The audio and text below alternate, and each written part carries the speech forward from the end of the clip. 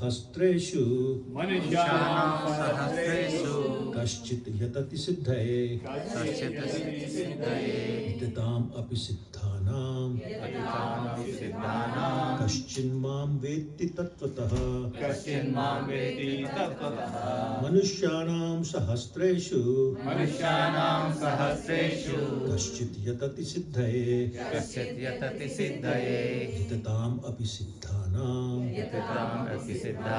कश्चिन्मां वेत्ति तत्त्वतः मनुष्याणां सहस्रेषु कश्चित् यतति सिद्धये यतताम् अपि सिद्धानां कश्चिन्मां वेत्ति तत्त्वतः Does anybody want to repeat this? Manusyanam sahasreshu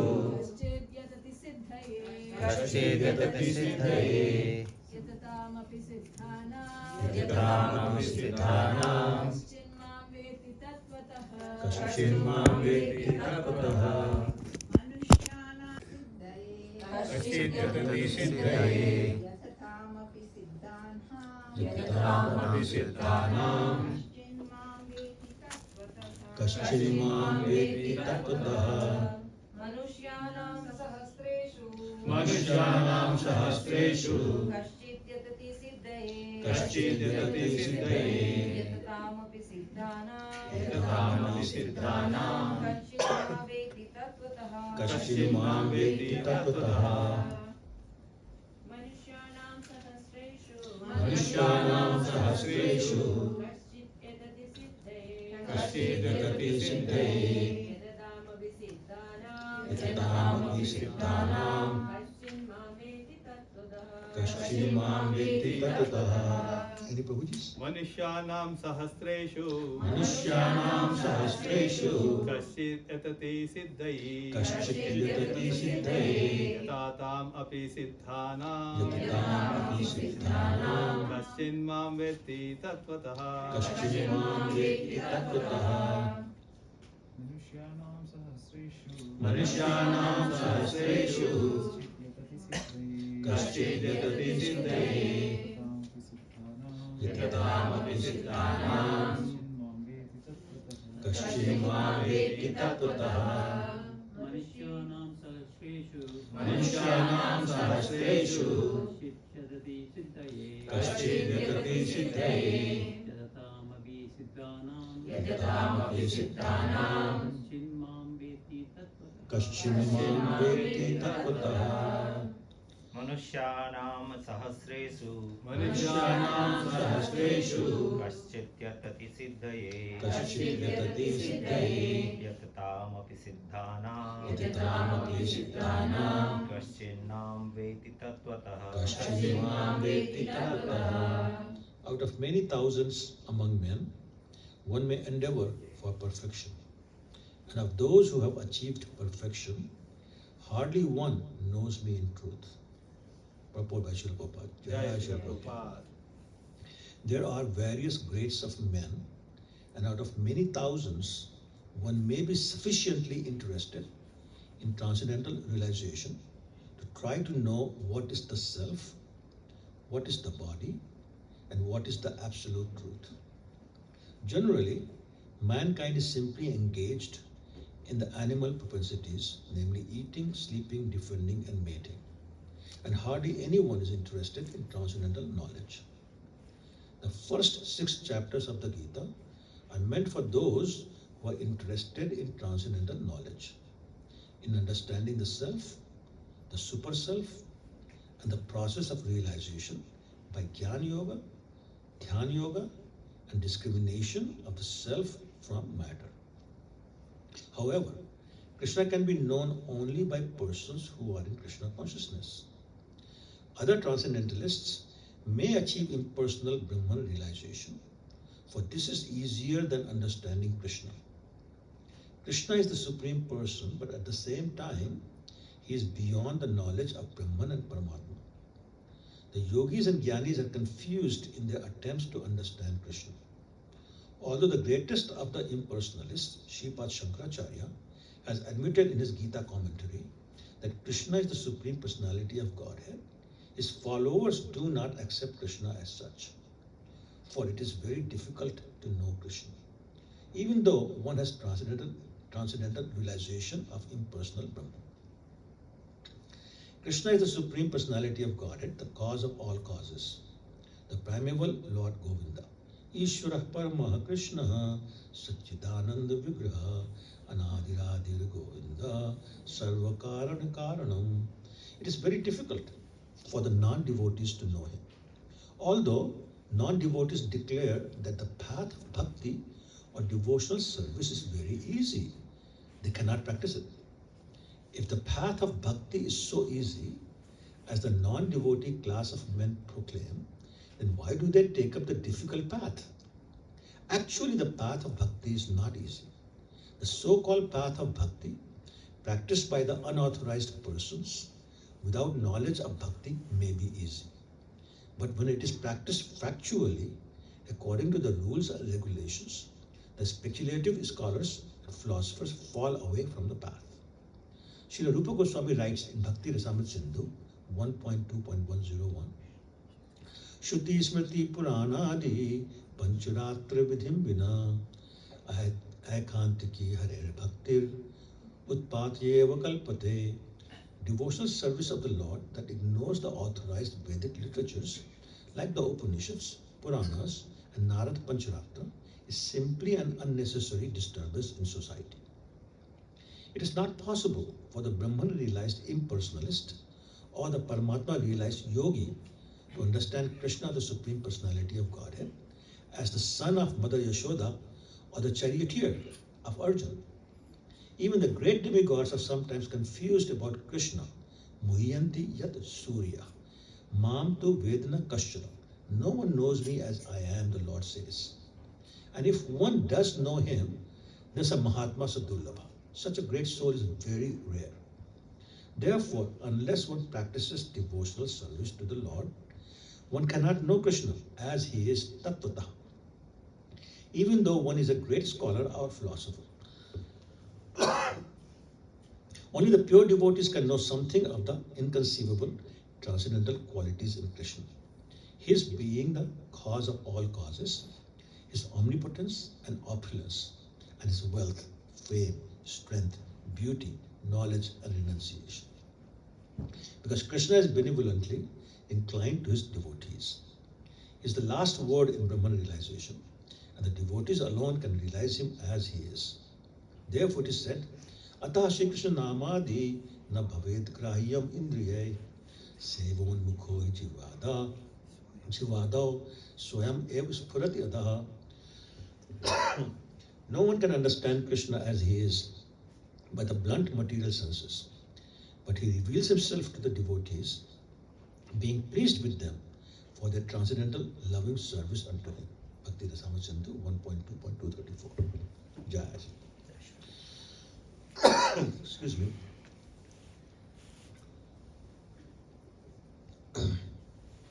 So this is a very powerful verse spoken by Lord Krishna to Arjuna, and he's explaining how difficult it is for humans to know him. So as we know that it is very difficult to be a human, period, and then we take it from there. So I'm going to give you an idea of how difficult it is to come as a human being in this world. There are, some of you may know that there are 8.4 million different species, different kinds of bodies.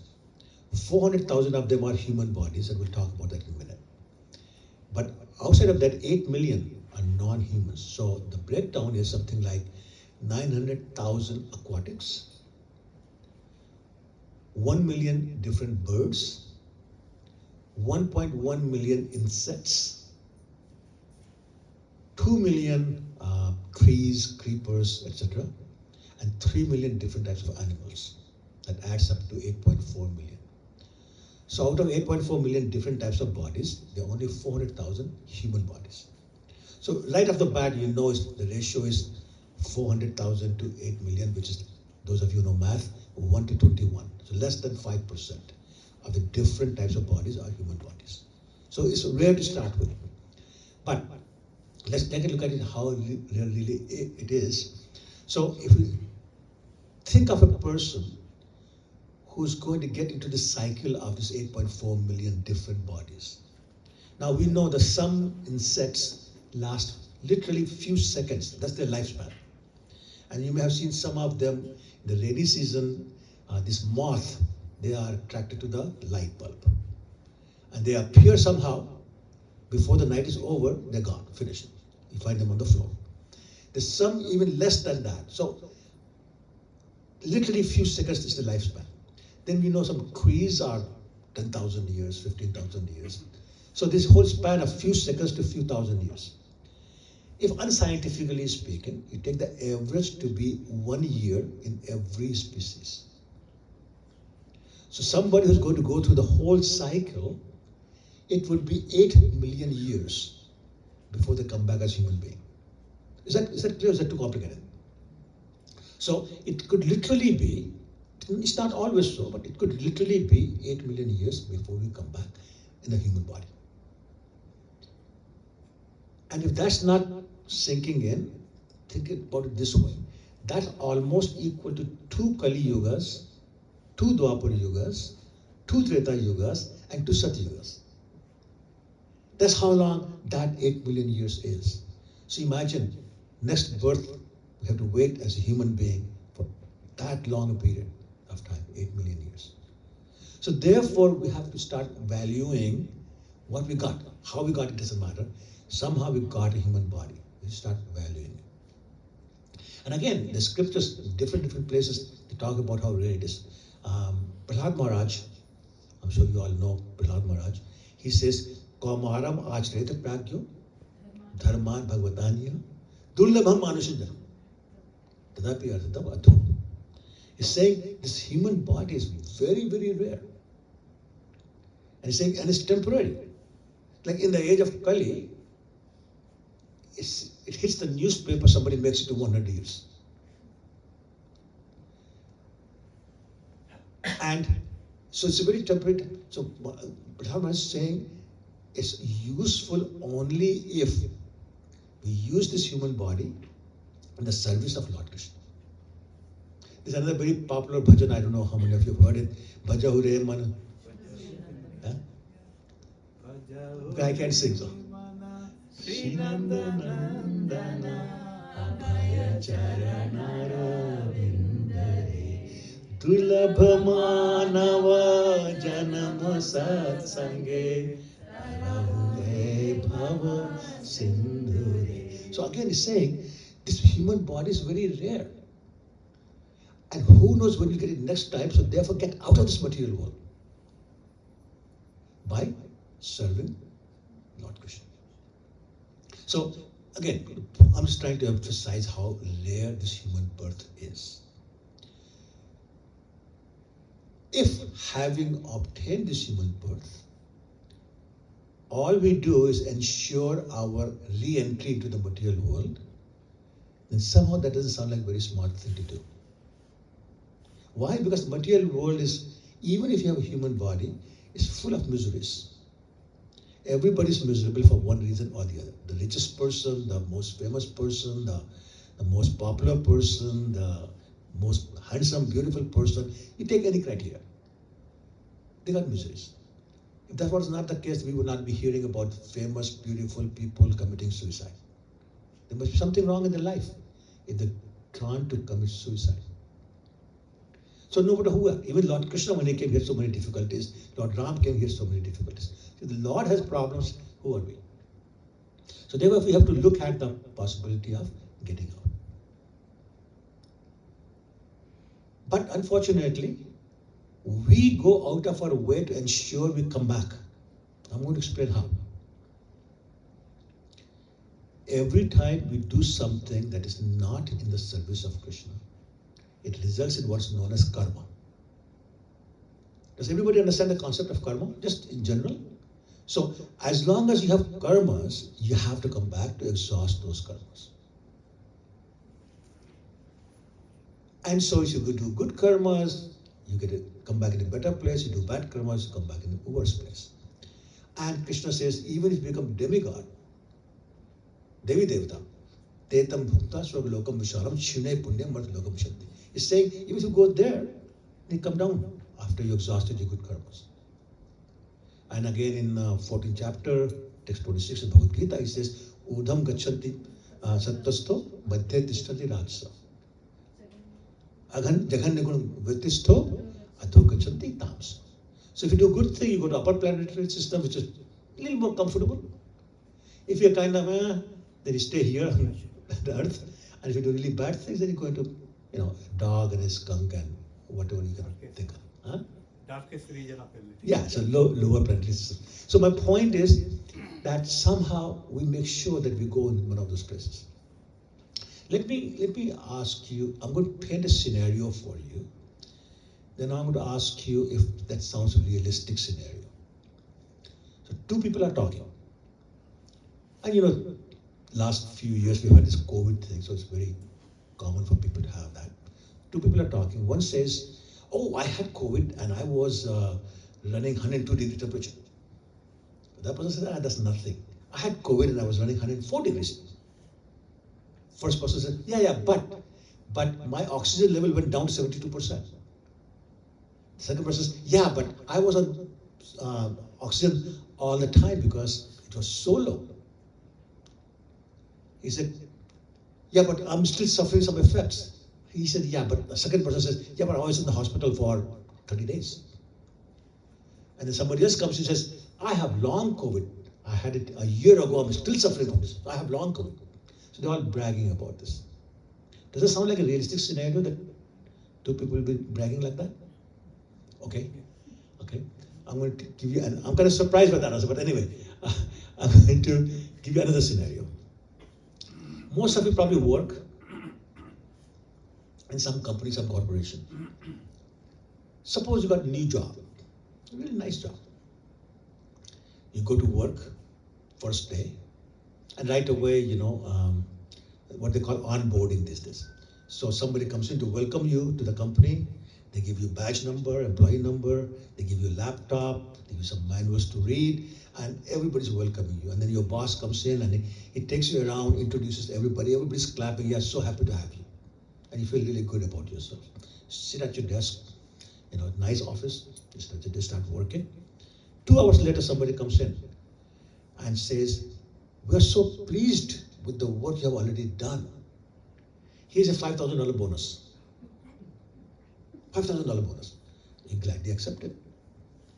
Lunchtime, somebody comes over to your office and says, sir, madam, I'm hearing so many good things about you. We want to write an article about you. We have company newsletter. They write something nice about you in the company newsletter. And the rest of the day goes like that. At 5 o'clock when you finished, as you get up from your desk, somebody comes in and says, can you return that bonus? Takes it back. That article that is in the paper, that company newsletter, is deleted. And as you're leaving, whatever you had is taken away from you. Now you go home. Will you come back to that company to work again? Okay, no? Anybody yes? So everybody's saying no, right? I'm going to ask you now, is that not what we do in real life in the material world? Whatever we have earned this life, at the time of death is taken away. This position, your fame, your beauty, your body, your wealth, you may have had billions of dollars. You may have had palaces, all sorts of cars. It's all taken away, isn't it? But you still start coming back. So what's the difference between the person in the corporate world and what we're doing? We think that guy would be stupid to go back to work, but we keep coming back. Right? So it's because we're not thinking. We're not thinking that there is a possibility of getting out of here and going to a better place. But to get out of here, we need what's known as exit visa. And who's in charge of issuing exit visa? Anybody knows? Who issues exit visa from this material world? It's not Krishna. Huh? Not even Yamraj. Yamraj will bring you back. Huh? External No, Chaitanya Prabhu is keeping just tabs on what you do. Maya, yes. External. Maya is responsible for issuing the exit visa. Right? But sometimes we think, oh, if we flatter her, if we serve her nicely, she'll issue the exit visa. She says, no, I like you, you stay here. There's no exit visa for that person. Right? Are you all with me? It makes sense? Right? So she's not going to issue the exit visa if you keep liking her. So most of us are just worshipping Maya in some form. Whether it's the wife, the husband, the children, or the boss, or somebody representing Maya is being served by us. Those of us are known as, in our ISKCON lingo, karmis. It's all for our self-gratification. We do something, we want a result that will make us happy. And by the way, the marketing people are very smart. They know that we all want to be happy. So everything they want to sell you says it'll make you happy. You took Fair and Lovely, you'll get more beautiful, and you'll be happy. You drink beer, you'll be happy. Whatever it is, because you'll be happy, you buy it, and we buy it. We spend all sorts of money on that. So we think the sense gratification of being materially happy is the best thing to do. But Krishna has news for us. And that is in chapter 5, text 22.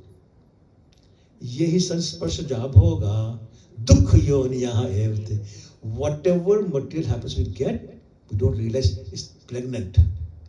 Whatever material happiness we get is pregnant. Pregnant with what? Miseries. So every material happiness is mother of miseries. That's Krishna saying, I'm not saying that. So you've got to believe that. Right? So therefore we are going out of our way to produce more miseries in our life in the name of so-called material happiness. Right? So that's karmis. Well, some people say, no, we're better than karmis. So they say, well, we'll do some speculation, mental speculation. They become, so I'm sorry, not yet. Some karmis say, we'll do whatever it takes.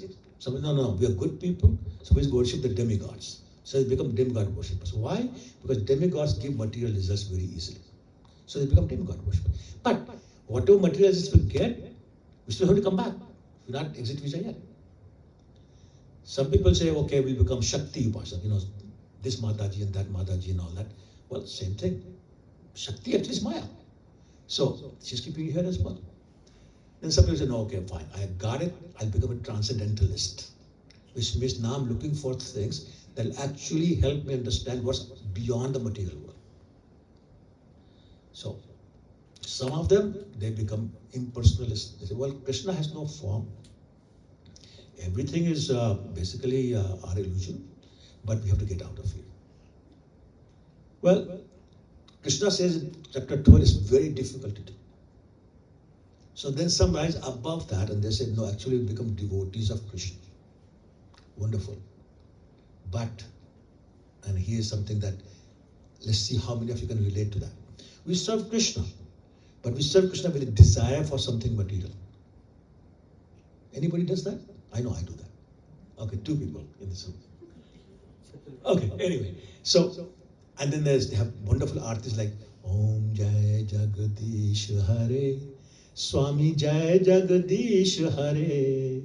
And I don't know, Sukh Sampatti Ghar Aave, Kashta Mite Tanaka, Swami Jai Jagadish Hare. So what's the main thing? Sukh Sampatti. Give me the property, give me the money, give me all those kind of things. And Kashta Mite Tanaka. Whatever bodily discomforts I have, remove them. So, Krishna, you are my servant. I'm ordering you to give me money, give me property, and remove all my difficulties. So, Krishna being the boss, we are the boss telling Krishna. Well, so what happens? Even if he gives us whatever we are asking for, that's still going to keep us here. Right? So, very few of us then rise above that point. How is that going to happen? Time is this, up till 6:15. Okay, great, then I have enough time. No problem. Very few of us that rise above that and say, no, Krishna, I'm going to serve you for your pleasure. Now something very interesting happens. There's a verse in Chaitanya Charitamrita. How many people have read that book? Or at least have it? Chaitanya Charitamrita. Okay, so I would recommend that you consider. It's a little heavy, no question about it, but it's an amazing philosophy in that book, Chaitanya Charitamrita. Anyway, so he says, Bhukti Mukti Kami, Siddhi Kami, thank you. Bhukti Mukti Siddhi Kami, Sakala Ashant. Krishna Bhakta Nishkam Atayava Shant. Which means basically anybody who's desiring liberation, anybody who's desiring sense enjoyment, anybody who's desiring to get some mystic perfections, anybody who's trying to get liberation, they're all very disturbed in their mind. So when do we, let me ask you this, just open this up. When do we feel disturbed in our mind? Any thoughts, anybody? When do we feel disturbed in our mind? Just in general. When we have some desire that When is you not say, fulfilled. when a desire is not fulfilled. Anything else? When we feel inferior. Inferior, okay. We feel inferior. Okay. Anything else? When we have pain in the When- body also. When you pain in the body, okay, fine. Yeah. Attachment. Sorry? Too much attachment. Too much attachment? Why? Okay, so let's just start with it for a second. Why does that make us disturbed in mind? Huh? Desire. Okay. All right. Anything else? When we don't get the results of what we expect. Our expectations are unmet. Yes. What about fear of losing? Yeah, out of fear also. That is attachment. Fear. Okay. Yeah. All right. So I just want to make sure that everybody is on the same page. So those are the things that cause disturbance of mind. Then he says, Krishna Bhakta Nishka, the one who's serving Krishna for the pleasure of Krishna has no material desires. So then what would disturb their mind? Nothing. There's nothing to. If I get it, I'll use it for Krishna. If I don't get it, then I won't use it for Krishna. Who decides what I get, what I don't get? Krishna decides. Why do I have to worry about it? Right? It's like a 3-year-old boy. What kind of worries does a 3-year-old boy have? Does he worry about food? Does he worry about clothes? Does he worry about economy going up or down? Does he worry about what Toronto Stock Exchange is doing? Dow Jones? If Narendra Modi is the Prime Minister or somehow Mr. Trudeau becomes the Prime Minister of India? Is he going to worry about any of that? Why is that? Why is the 3-year-old not worried about any of that? Depending upon the parents. He knows if I'm hungry, my parents will feed me. If I'm cold, they'll put more clothes on. If I'm hot, they'll take my clothes off. Right? Whatever else, economy goes up and down, my parents are going to worry about this, not my worry. But at the same time, if the mother puts on blue color shirt, he's okay. If she puts on red color shirt, he's okay too. If she says, no, just you got to short and go run in the park and play, he goes there too. That means he's willing to accept all instructions of the parents and is satisfied with whatever the parents give. That's the attitude we need to have. Krishna, my dear Krishna, whatever you give, whatever place you put me in, whatever situation you put me in, I'm okay because it's your desire. My desire doesn't count anymore. I have no desire for me. Whatever desires I have is to serve you. And I'm not asking for any service. I'll give you a very interesting story. I'm totally out of topic here, but very interesting story. Surdas, you must have heard about him, and Tulsidas. They once decided to go to Vrindavan together. So Surdas, can't see, and Tulsidas, so the two of them walking. Suddenly there's a big, people shouting, people running, and what's going on? Somebody said, oh, it's a mad elephant running this way. So Surdas said, oh my God, what am I going to do? He ran and climbed up a tree. Tulsidas said, no, my Lord Ram will save me. And kept walking. Sure, the elephant came running to him, and he heard Tulsidas saying, Ram, Ram, Ram. He sat down, offered obeisance to Tulsidas. And Tulsidas pulled his ear and said, Ram, initiated him. And the elephant got up and went up. And then Tulsidas called Sudas and said, Sudas, you're such a good devotee. How come you ran away? You were afraid. You were afraid for your own life. You ran away. Sudas said, no, that's not why I ran away. Sudas said, well then why did you run away? He said, I did not want to take service of my Krishna to protect me. Think about that for a second. Saying, I don't want to take service of my Lord Krishna to protect me. But then he'll have to do some work for me. And Sudas said, that's a level even I have not reached. So that may be a very elevated point of view, but the principle is the same. We are constantly asking for service from Krishna. And then we wonder why we're stuck here. So once again, you have to somehow get to that level. So here in the first line, Krishna is saying, out of thousands and thousands, hardly anyone reaches the point of perfection, which is they become a liberated soul, they have no material desires anymore. They understand this material world is not for them. They want to go, they know the self, they know the body, they know the difference, and they know who the super soul is. So they know all that. But that is not enough. Because Krishna is saying here that even out of those thousands of those people, hardly anybody knows me. So what's going on here? What's the requirement? What's the one requirement to know Krishna? Love of, how do you get love of Krishna? Faith? By hearing, okay. What else? Unalloyed service How do you do unalloyed service? without any expectation. How do you get there? By surrendering to his person. I'm sorry? By surrendering to Okay, his so person. yeah, all right. So you're all giving correct answers. So we'll go to that. So the point is that we have to understand that we have to somehow get to that point, which comes only from performance of pure devotional service. With this hearing or chanting or any other 9 processes, that's not the point. But pure devotional service. And pure simply implies that my dear Lord Krishna is all for you, not about me. Whatever I do, whatever I say is about you, not about me.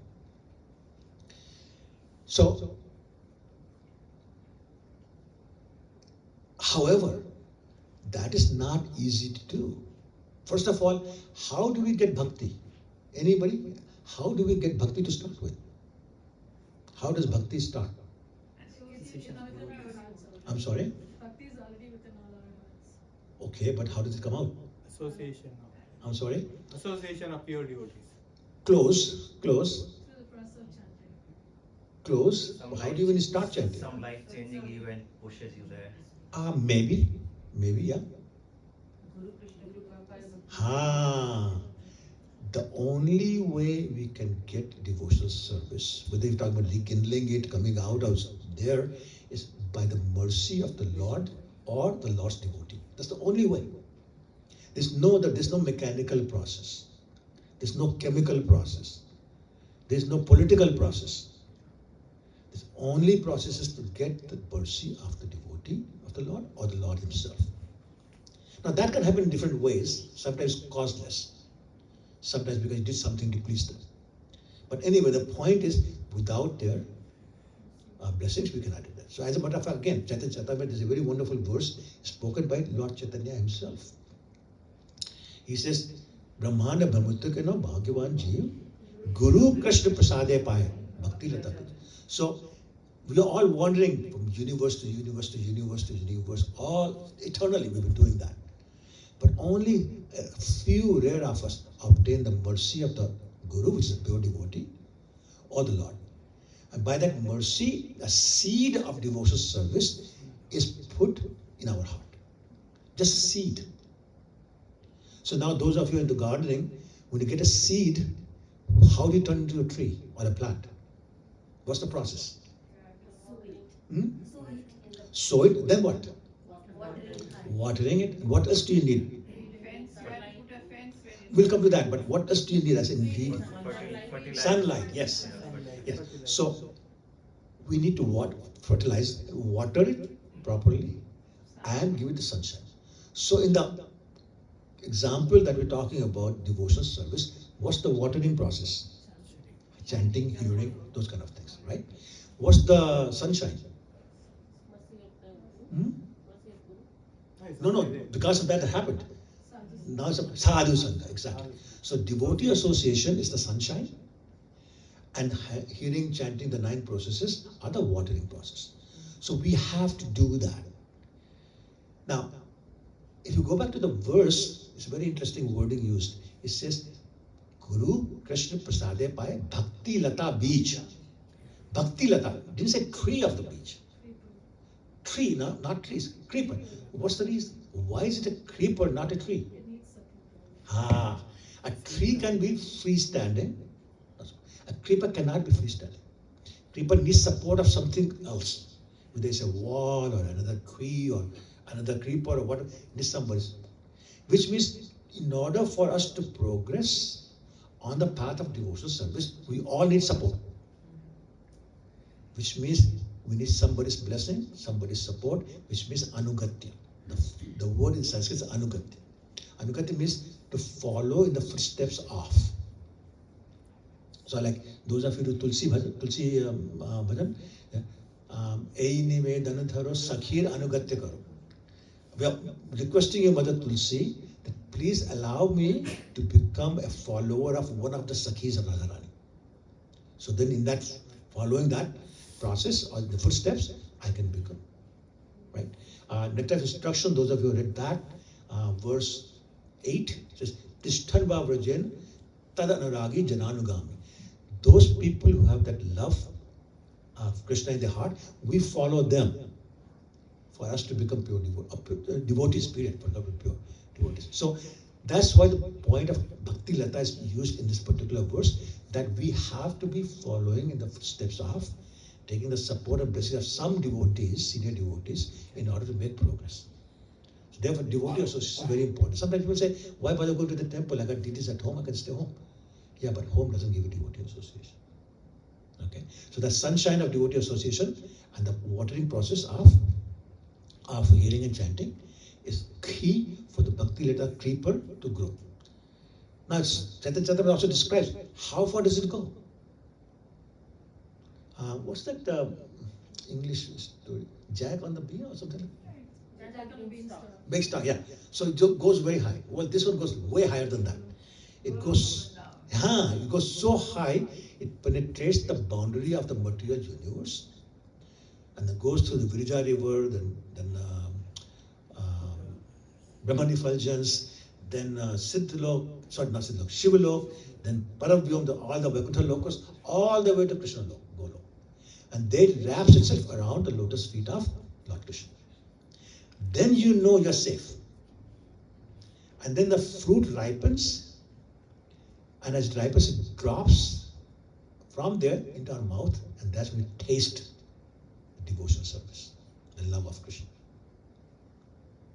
But as somebody has said before, in order to do that, we have to protect us against 2 things. One is called the intruders. Somebody had talked about the fence. I think it was Fence. okay, yeah, yeah. So that's protecting us, the intruders, and against the weeds. So let's talk about what's an intruder in this case, and then we'll talk about what are the weeds. So the biggest intruder is called Vaishnava Aparad, or offending the Vaishnavas. So once again, I think Chaitanya Charitamrita says, if you guys remember this, Vaishnava Aparad uthe yadi hati mata upade va chinde tar sukh jai pata. It says, if we commit Vaishnava offense, offend a Vaishnava, it's like allowing a mad elephant to come into our garden. And just imagine, you have a nice garden with flowers and other plants and everything else, and a mad elephant comes, what will it do? It's literally destroy the garden. And then everything else, once it picks up from the ground, everything becomes dry. So when we do Vaishnava Aparad, we become dry. What does that mean? Whatever love of Krishna we have developed in our heart dries up. Whatever taste we have developed for serving Krishna goes away. Now you could say, wait a minute, I have read somewhere that bhakti once done is eternal, it doesn't go away. So what do you mean it goes away? How can you lose something that's eternal? Any thoughts? If it's really eternal, you can't lose it. But I'm saying here, Lakshmana is saying, you lose it. How do you reconcile? Well, let me ask you this way. Has anybody lost a car key or your sunglasses ever? So while they are lost, you can't find them. They're lost. But they're there somewhere. One day you might find them.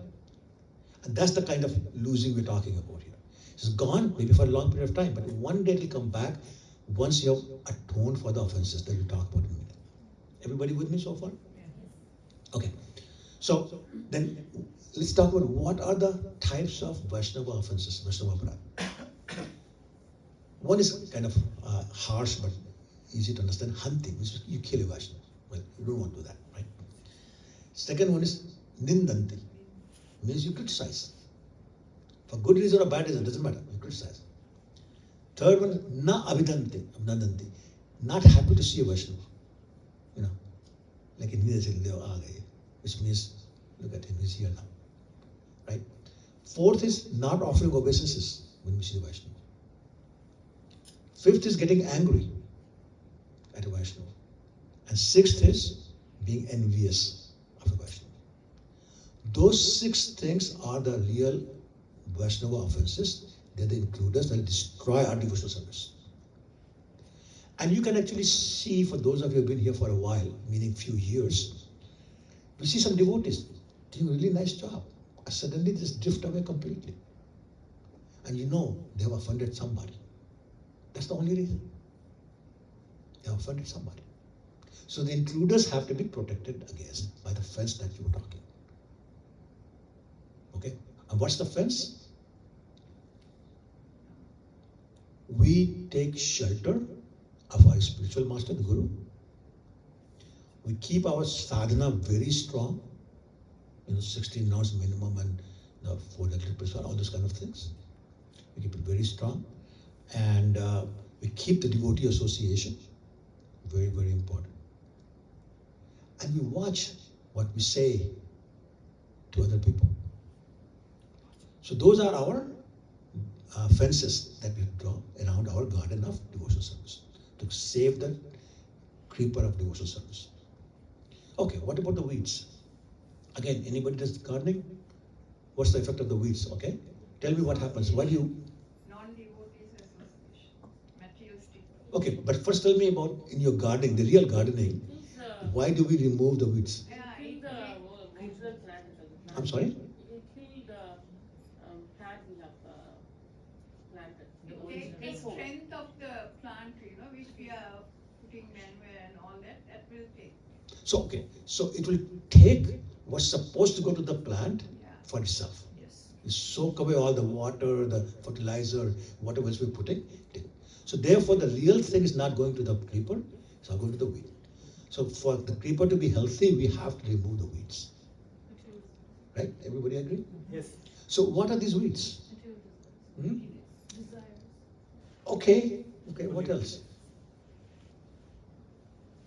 Association of materialistic people also will disturb the plant to grow, that bhakti plant to grow. Because Okay, like a beach. okay, but is that not an intruder? In Nectar of Devotion, it's mentioned other way that we have to strictly avoid Oh yeah, materialistic. no question about it. No, we're not questioning that. I think we're just talking about classification. Is that an intruder or a weed? We're not questioning the need to avoid the association of the non-devotees. And it doesn't matter. Let's not get stuck in the nomenclature.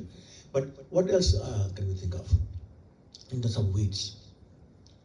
So, yeah, so all the anarthas, lust, greed, lomo, madhmatsar, all this envy, the lust, greed, anger, envy, madness, and this one more. Anyway, the point is we have to avoid. Oh, sorry. Matsari. Yeah, but I was trying to remember what the English word for that matsari is. anger, greed, envy, pride, and illusion. Pride and illusion. Pride. Okay, pride, that's right. Yes, that's right, pride. Got it, yes. Okay, so the point is we have to avoid those things. Another weed is not observing the 4 regulative principles. Sometimes we say, it's okay, little bit is okay. No, it's not okay. Why is it not okay? Let me give you another example. When I was studying, a long time ago, I had a friend who was number 2 ranked in freestyle swimming, 100 meter freestyle swimming in the province of New Brunswick. Now, New Brunswick is probably one of the smallest provinces in Canada. And Canada is not that great a country when it comes to sports.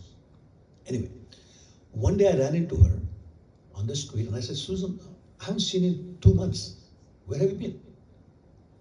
And she said, Ravi, I'm either at the pool or in my classroom. That's all my life is. That's all I do. My point is, that's the kind of sacrifice she had to make, just to be number 2 rank in a small province called New Brunswick. So now imagine if you have to be ranked number 1 in the whole world, how much harder you have to work. But this going to the Supreme Personality of God and going to Goloka, now that's way higher than anything else. So how much harder do we have to work to do that? And that's the point sometimes we miss. We think it's easy, just take it casually. When we have time, we'll do chanting. When we don't have time, that's okay. If there's a World Cup happening, then let's watch that instead of chanting. You know, something else, some guests are coming, yeah, let's entertain them instead of chanting. The point, even when you come to the temple, not here, but I've seen people come to the temple and they're on their cell phone or talking to each other. Everything's so casual. And one day we have to come to the point that you say, no, go back to the initial point we made in this class. Human birth is very rare. If we lose it this time, it may actually be 8 million years before we come back. Therefore, this is a crisis. We are constantly in a crisis because we don't know when we'll leave our body. And once we leave this body, we don't know when we'll come back as a human being. And in any body other than a human being, we cannot go back home to God. So you have to have a human body. That's why Krishna is not very happy when he has to create all these other bodies. Because they say, non-humans cannot go back to him. It has to be a human body. So we have to realize what a crisis we have in our hands. And let me give you, almost getting the time, so I'm going to give one last story and then we'll stop. All of you must have flown by airplane at least once, if not many times.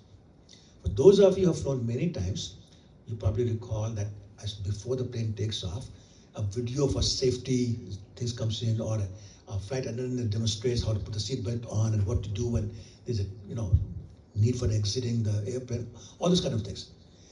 How many of us pay attention to all that if you've flown a few times already? No? All the time. You pay attention? Wonderful. How many else? Actually telling first time only. No. Oh, that's what I mean. After If you've that- flown 10 times, Yeah. 15 times, 20 times, at least I don't. Yeah, we don't. So Mata, you're wonderful. No, it's great. You don't have to justify it. It's wonderful. And here's my point. Now, let's take the same scenario, slightly different. You've been flying for a little while, 35,000 feet. The pilot comes on and he says, ladies and gentlemen, I'm sorry to inform you that there's engine trouble and we may be crashing. We may be crashing. But our flight attendant is going to give you instructions that if you follow, the chances are you will survive. Now flight attendant comes on, starts giving instruction. How many of you pay attention? Everybody? You can speak for everybody, are you sure? Yeah. Anybody who will not care? I say, it's one life to live, who cares? No, even they're not able to understand what he is talking about. They'll ask them. Yeah, I know, that's right. So why? What's the difference? Emergency. One is routine, one is crisis.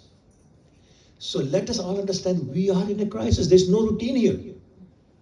We're in a crisis. And only when we understand this is a crisis, then we'll do things that allow us to know Krishna. Allow us to know Krishna. That is the process of devotional service in the guidance of spiritual master, removing all the weeds and keeping the intruders away. Then we make enough progress that we can go to the lotus feet of Lord Krishna and get to know him through the process of devotional service. Bhaktya Mam Abhijanati. Krishna is saying that is very rare. Even those who are jnanis, 7.19, what do you say? Bahunam janu namante, jnanavan mam prapadyate. Vasudeva Sarvamiti Samhatma Sudurlabha. Very good. Otherwise, what do we do? Shankaracharya has said, Punarapi Maranam, Punarapi Janamam, Punarapi Jananish, Jatare Shayanam, E Sansare, Bahudustare, Kripya Pare, Pahi Murare. Thank you. So he's saying, we take birth, we die, in between we stay in the womb of some kind of a mother. To get out of this material is very difficult, unless we take shelter of Murari, Lord Krishna. Then he can find a way to do this. And that's what we have to remember. And that way is to get to know Krishna. If you get to know Krishna, Krishna says, okay, I know you, you come with me. He extends his hand. He takes us with him. And that's what this verse is saying. It's very difficult, it's very rare, but wake up, see the crisis we are in, take shelter of the spiritual master, follow the process of devotional service, keep the weeds away, keep the intruders away, you will come to me. And once you come to me, yad gatvana nivardante, then you don't have to go back anymore. Then there's no more crisis in your life, there's nothing to worry about. Thank you. Hare Krishna. Do you have questions or? Yes, sir. Questions you can ask. Okay, anybody has questions or comments or corrections? I just wanted to ask a question. Like you mentioned that only in this human form of life we will be able to go back to Krishna, but in the Srimad Bhagavatam we have various cases where certain animals were delivered by the pure mercy. So I was talking about from our own effort. Now Krishna can give mercy to anybody. So you, for example, think about Gajendra probably, certainly he went, no question about it. But there's a background behind that and what he did to call Krishna, and then he did that. But on our own, animals don't think of reading scriptures. Animals don't think of chanting. So yes, absolutely, Krishna can do anything. The story about Narad Muni wandering around as he does, and he ran into a cobbler and a Brahmin. And the boss said, Narad Muni, it's so nice to see you. You usually go and see Lord Vishnu. So I guess you're going there. Also, he says, yeah. Narad Muni said, yeah, I'm going there. Like, no, it's not that. So Brahmin said, can you please ask him how many more births before I'm delivered? I go to him. And the cobbler said, you know what, I have the same question. So he said, okay. He went, met Lord Vishnu, came back, saw the same two people, and they said, so Narad Muni, did you meet Lord Vishnu and did you ask a question? Narad Muni said, yes, I met him and I did ask the question. So Brahmin, thinking I'm a Brahmin, I'm a big guy and all that, I'll be dear to Vishnu, So he said, so what did Lord Vishnu say? Narad Muni said, Lord Vishnu said, it might be a while before, many, many more births before you come to me. I said, oh, okay. Now cobbler is thinking what chance I have. So he said, well, okay, you may as well tell me what he said about me. And Narad said, after this birth, you're going to him. Well, obviously cobbler was very happy and Brahman was very angry. Brahmana didn't believe that. Oh, Let me finish. And then you give my punchline. So, okay, so Brahman said, I don't believe that you actually went to Lord Vishnu. Narad said, no, actually I did. So Brahman said, okay, tell me what he was doing. And Narad said, well, Lord Vishnu knew you would ask this question. So he told me to tell you that he was putting an elephant through the eye of a needle. So that's what he was doing. And Brahman said, see, I knew that you didn't go to him. Can anybody put an elephant through the eye of a needle? You didn't even go. In the meantime, cobbler was dancing in ecstasy. My Lord can do anything. And that's the whole point. We have to have that faith. If we don't have that faith, then things don't go very well. The whole thing actually starts with faith. Okay? So I don't know how I got to that story, but it is. Yeah, no, because he wanted to tell us that Gajendra. That's right. So yeah. So that's the point. Like, if you have that faith and certain special circumstances, Krishna will come and take you with it. I mean, there's example of the two trees, Yamularjun trees. But again, there's a story behind it, and there's a reason why Krishna did that. Okay, so yeah, there's but on our own, you have to have human body. Thank you, Mataji. Yes. One question here, Prabhu, where it says here, to knowing the impersonal feature of the Krishna, of the Brahman, it is much easier than knowing Krishna. That path is also very difficult. Why it's Yeah. Yeah. Actually, that did catch my attention. So, yeah. you're correct. The path of impersonal service is very difficult. As about 12.5 says, Klesho Adhikarastasya. It says it's very, very difficult. And it says most persons are very unhappy. Avyaktasya Gatimi Dukkham. That same verse is saying that they are always very unhappy, very stressed, and trying very hard to get at that. What Prabhupada is saying in this report is that if you say, oh, it's just light, then there's no problem. It's so easy to understand. There's nothing more. You don't go beyond that. Right? To understand this impersonal is very easy. Yeah, it's light, it's air, it's something you can't see. Very easy. But try to understand, well, wait a minute. Ishopanishad says he doesn't have ears, but he can hear from a very long distance. He doesn't have legs, but can run faster than the mind. Wait a minute. Help me understand that. No legs can run faster than mind. No ears, but can hear from distance. Very far, yet very near. That will start becoming difficult. But even that is nothing. Let's take about Krishna. Let's talk about some of the contradictions in Krishna. Krishna is the supreme controller. Everybody agree? Krishna is the supreme provider. Everybody agree? Krishna is the supreme proprietor. Everybody agree? Mother Yashoda is saying, if I don't feed this boy, he'll die. Right? Every day after breakfast, but before lunch, some demon will attack Krishna. Every day. What would Mother Yashoda do? She'll pray to the demigods to protect my son, without realizing that demigods protect Krishna for their protection, and she's asking them to protect her son. Right? So many examples. Krishna is supposed to be the highest absolute truth. Right? Absolute truth means no lies. Do we know of an example of Krishna lies? Yes. When? Tell me. मैया मोरी मैं नहीं माखन मैं खाया. नहीं माखन खाया. When else? When he ate the mud. She's lying through his teeth. Right? Is Krishna the strongest? Krishna is fearless. It says, fear personified is afraid of Krishna. What would happen when Krishna was a young boy and there is thunder in the sky? What would he do?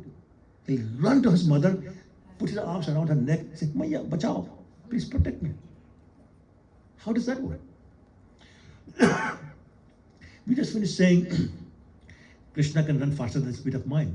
But Mother Yashoda, 45-year-old, fairly heavy-set person, catches him. We say Krishna is infinite, nobody can bind him. He gets bound. So many contradictions. How do you understand all that? Very difficult to understand. So that's the point. Okay? Thank you. Sure. Anybody else? Okay. Yes, Mataji. You were talking about emergency probably. Every time we listen to lectures, every time we're in the temple, we understand that emergency.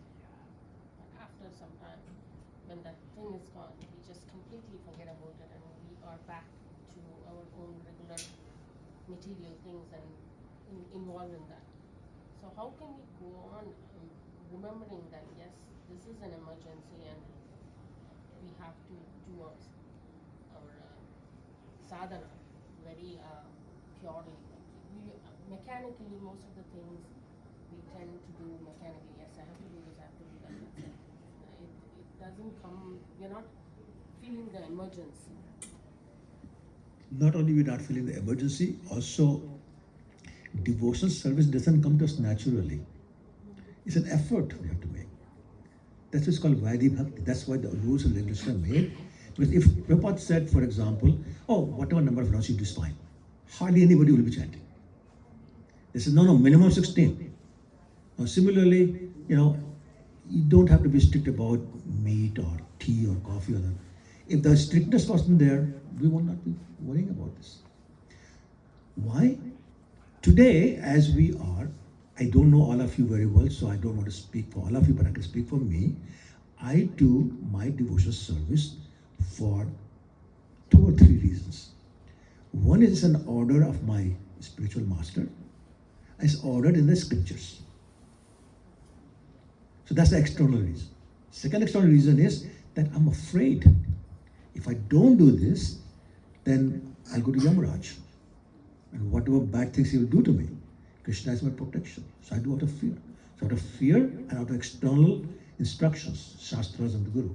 That's why I do devotional service. And that's why I need the rules, I need the regulations. And that is why my bhakti is called Vaidhi Bhakti. Devotional service with rules and regulations. If I can make progress, can go beyond that, I can develop that spontaneous love in the heart. Not develop, actually rekindle it. Because it's already there. You're right. So I go through the process to somehow revive it, to bring it out. So I can start feeling the taste, I can start feeling the love of Krishna in my heart. It is at that point that my actions become spontaneous. It's like a mother does things for her son or daughter because she loves her, loves him. Not because somebody is forcing her. One day we need to get to that point where we love Krishna so much, we want to do something for him. And we don't care what anybody says.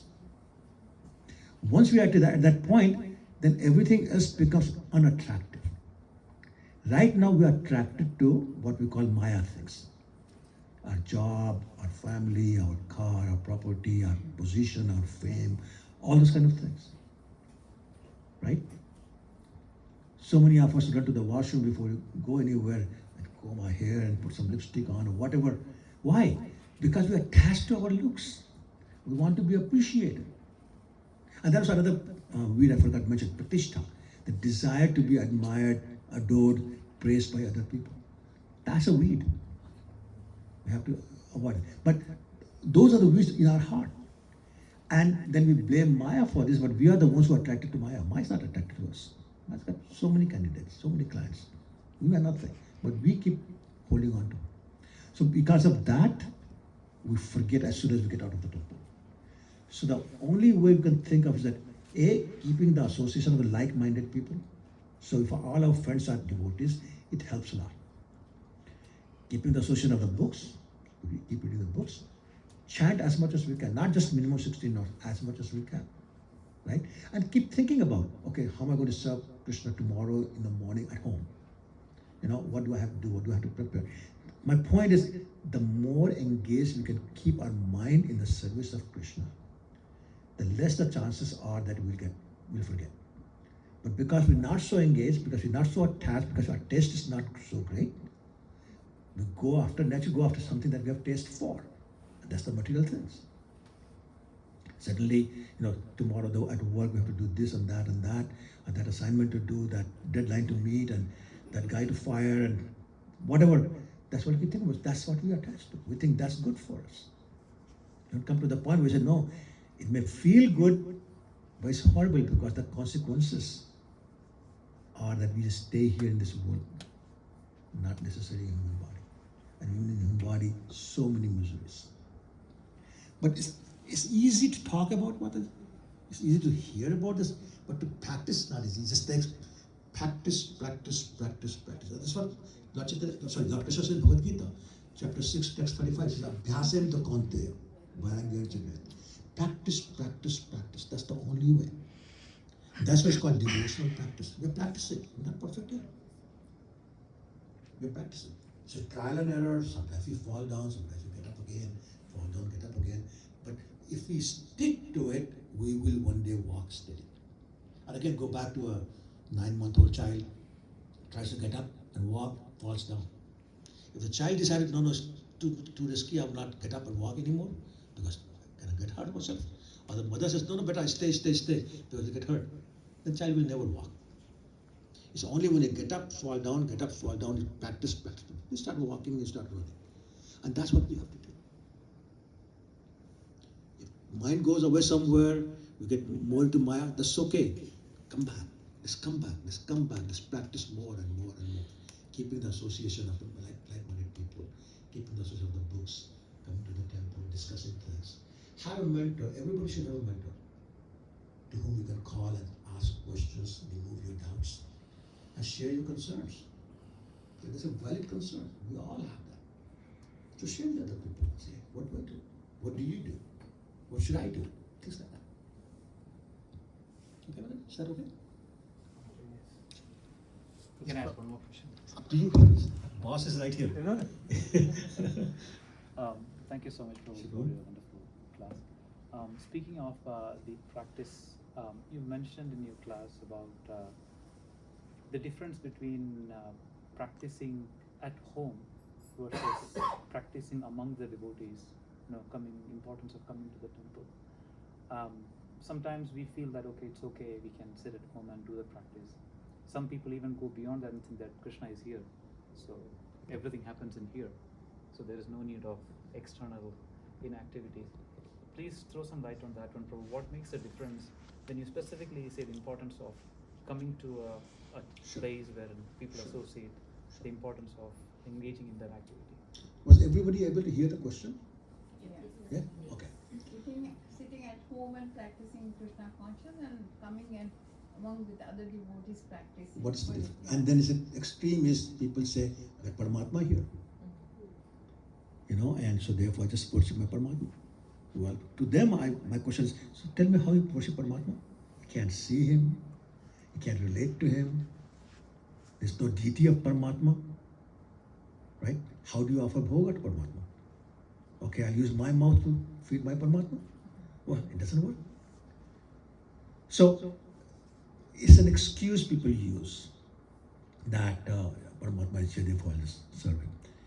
But the main point is, there is that external potency of Krishna known as Maya. Maya, right? She's constantly acting and testing to see who's eligible to receive that exit visa. And she's throwing all sorts of allurements, wonderful allurements. Sometimes it looks like money, sometimes it looks like a member of opposite sex, sometimes it looks like position, sometimes it looks like fame, sometimes it looks like glorification. It can take any form. It's always there, tempting us. And we get tempted. If it's not this, that.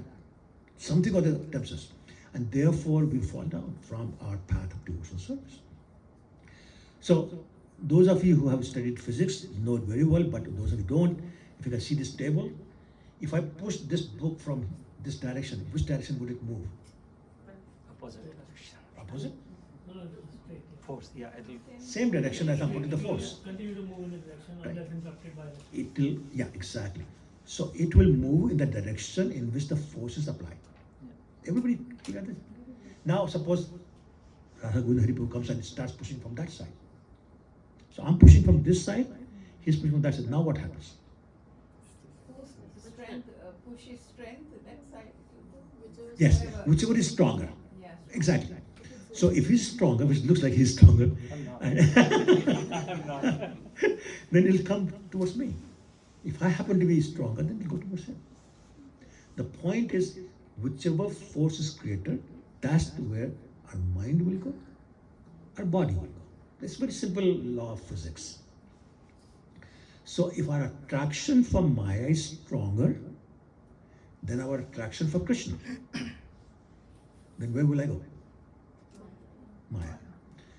It means I need help to counter the force that Maya is putting on me or my mind.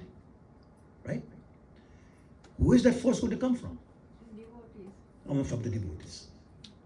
From the devotees, from the mercy of the Guru, and from mercy of Krishna. Those are the forces that are going to help me move towards Krishna. And Maya has two forces. One is called Prakshepatmika, which means it pulls you away from Krishna. Second is called Avaranatmika, which covers our identity. Who are we? What's our identity? Anybody? Spirit soul, Ham Brahma. Spirit soul, but more than that. Nitya Bhakta, servants Servant of of the Eternal servant. servants of Eternal soul. Our real nature is we are eternal servants of Krishna. right? Jiva Swarupananda, Krishna Das, exactly. So, if we have not been able to do that, somebody has to put us back in that slot. Because we have moved from there. Right? Everybody with me? We have moved from being eternal servant of Krishna, at least in practice. Our nature doesn't change. But our behavior, our practices are that we are not. Instead, we start thinking, I'm the master of Krishna. Krishna is our eternal servant. His role is simply to supply whatever I order. Right? If I want to win money, he gives me money. If I want to get a promotion, he gives me a promotion. If I want a big house, he gives me a big house. That is his role. So move significantly from where we're supposed to be. So now we are serving Krishna only in the house when Maya is constantly attacking, constantly. There's no break. She does not take tea break, coffee break, or lunch break. Never. Doesn't go to sleep either. 24/7, all the time, eternally, she's acting upon us. So what's going to save us from that attack? Paramatma's not going to save us. Sadhu Sang, exactly. That's the force we're looking for. And you can see if you have devotee friends, sometimes you feel down, they pull you up. They tell you things. Like, take mundane example. Long time ago, I was a very avid tennis player. And some days my wife will say, no, stay home and you don't have to go today. This Sunday morning, just stay home. And I'll get a phone call from a friend. Chalo yaar, let's go. Hey, okay, let's go. Otherwise I would stay with my wife. I don't know which is better, but anyway, it's a totally different discussion. But my point is, sometimes you need an external force to do what you're somewhat reluctant to do. And we are always reluctant to serve Krishna because the taste is not there. It's artificial, it feels artificial to serve Krishna. It feels more natural to enjoy life, right? So some counter force has to be there to move us from there to here. And that's the force that we are looking for by coming to the temple, associating with the like-minded devotees, discussing with them, asking questions, getting the answers, and saying, oh, you practice this, maybe I'll do that same thing. Sometimes you hear people, oh, I'm going to Vrindavan, I'm going to Mayapur. Oh, you know what, I'm going to do the same thing. You get inspired. So again, that's the force you need. So that's why coming to the temple is very important. Even if you have all the elaborate altar in your house, come to the temple, serve the Lord here, associate with the devotees, talk to them. Oh yeah, that's the other thing. Don't come to the temple, look at the details, do the arti, go home. Then you defeated the purpose. Then you may stay home. You may as well stay home. So have prasadam with other devotees, make friends with other devotees, talk to them, ask them questions, give their answers, get your answers. That is how we progress on the path of devotional service. If you look at any scripture, the Srimad Bhagavatam, Bhagavad Gita, Chaitanya Charitamrita, they're all based on question answers. Here, the class is asking a question. Arjuna is asking a question, Krishna is answering, right? Bhagavatam, so many people asking questions. Right? So many people asking questions. Whether it's Shaunak Rishi or the sages of Naimisharanya, whether it's Maitreya Muni, whether it's Vidura, whether it's Yudhishthira Maharaj, so many different people asking questions. It's all based on Nemi and so on and so forth. Everybody's asking questions, getting answers, and that's what Srimad Bhagavatam is. All our scriptures are based on that. Why? Because it's not blind faith. You don't just say, you do this, okay, I'll do this. No, why? Why am I doing this? Help me understand. What happens if I don't do it? What happens if I do it differently? What about this point and that point? All the questions are answered.